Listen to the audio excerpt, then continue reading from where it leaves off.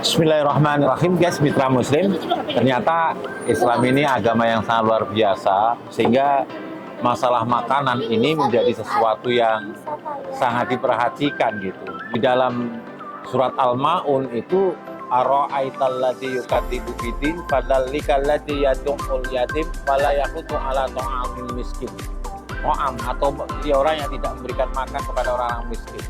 Kenapa begitu perhatian sehingga orang yang tidak pernah berbagi tentang makanan seperti ini adalah kategori, terutama kepada orang miskin, itu adalah kategori orang yang mendustakan agama. Ternyata kalau kita kaji lebih mendalam, mitra muslim, makan ini akan memberikan beberapa macam kebaikan. Salah beberapa hal, yang pertama adalah akan membangun silaturahmi sama-sama dengan sama. Dari silaturahim itu bisa terwujud, bisa terjadi lebih akrab, lebih baik jikalau kita sekali-kali ataupun sering kita makan bersama-sama. Makanya makanan yang paling afdol adalah kita makan dengan berjamaah atau kebersamaan. Maka kebersamaan itu akan kita lebih kuat, akan kita lebih indah apabila kita adakan dengan makan bersama. Yang kedua, dengan makan itu adalah insya Allah akan membuka pintu rezeki.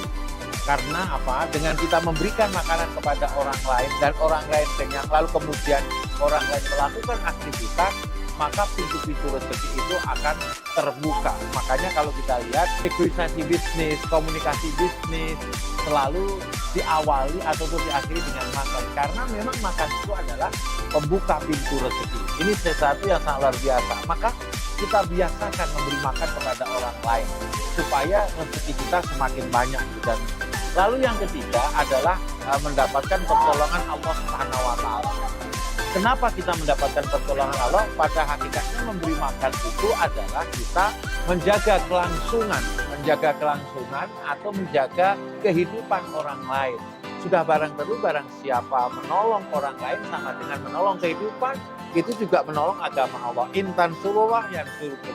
Barang siapa menolong agama Allah, tentu Allah akan menolong. Sesuatu yang perlu kita biasakan memberikan makan orang lain. Lalu yang keempat adalah dengan kita memberi makan ini akan melahirkan apa yang dapat ketenangan hati.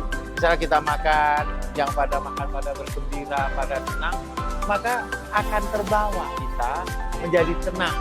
Sehingga hati kita menjadi nyaman karena saudara kita, teman dekat kita telah kenyang, sehingga insya Allah bisa melakukan ibadah, bisa melakukan aktivitas, akan bertambah tenang, akan mendapat tenang kita. Lalu yang berikutnya, yang kelima, sudah barang tentu dengan kita memberikan makan itu, kita akan mendapatkan pahala yang berlipat ganda. Kenapa? Karena ini bagian daripada jariah.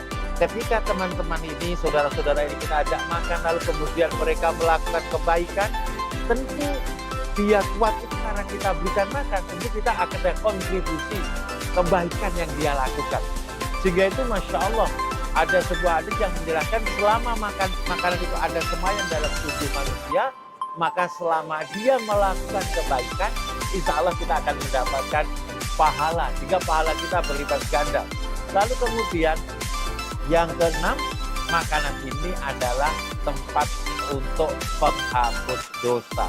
Jadi dengan kita istighfar, kita memberikan makan, kita memberikan bantuan kepada orang lain, insya Allah kita akan dihapus dosa-dosa kita, apalagi dosa sesama. Makanya kalau kita lihat tradisi di masyarakat kita, misalkan pada bulan Syawal, Idul Fitri, setelah mereka maaf-maafan, mereka selalu makan bersama. Karena itu bagian daripada seperti poin pertama tadi, terjagalah silaturahim kita dengan mereka. Mudah-mudahan dengan itu insya Allah makan kita ada dua persyaratan, halal dan thayyibah. Halal itu adalah halal secara zatnya, caranya, penyajiannya itu harus halal, karena itulah yang membuat kita menjadi benar. Dan thayyibah itu berkualitas, memenuhi syarat gizinya, itulah yang membuat kita menjadi pintar. Wallahu muwaffiq ila aqwamit thoriq, fastabiqul khairat. Wassalamualaikum warahmatullahi wabarakatuh.